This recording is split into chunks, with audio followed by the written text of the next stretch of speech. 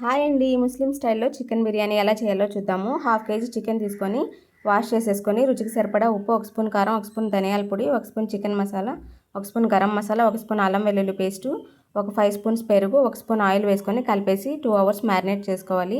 ఇప్పుడు బిర్యానీ కోసం ఒక కడాయి పెట్టుకొని ఆయిల్ వేసుకొని హీట్ అయిన తర్వాత బిర్యానీ స్పైసెస్, ఆనియన్స్, పచ్చిమిర్చి వేసుకొని ఫ్రై చేసుకొని అల్లం వెల్లుల్లి పేస్ట్ వేసుకోవాలి.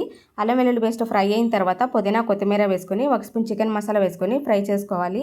ఇప్పుడు టమాటోస్ వేసుకొని మగ్గిన తర్వాత ముందుగా మ్యారినేట్ చేసుకున్న చికెన్ వేసుకొని ఉడికించుకోవాలి. చికెన్ ఉడికిన తర్వాత పీసెస్ అన్ని సపరేట్గా తీసుకొని గ్రేవీలో వాటర్ యాడ్ చేసుకొని వాటర్ మరిగిన తర్వాత రైస్ యాడ్ చేసుకోవాలి. రైస్ 50% ఉడికిన తర్వాత ముందుగా తీసి పెట్టుకుని చికెన్ వేసుకొని అలాగే కొత్తిమీర, నెయ్యి యాడ్ చేసుకొని మూత పెట్టేసి ఉడికించుకోవాలి.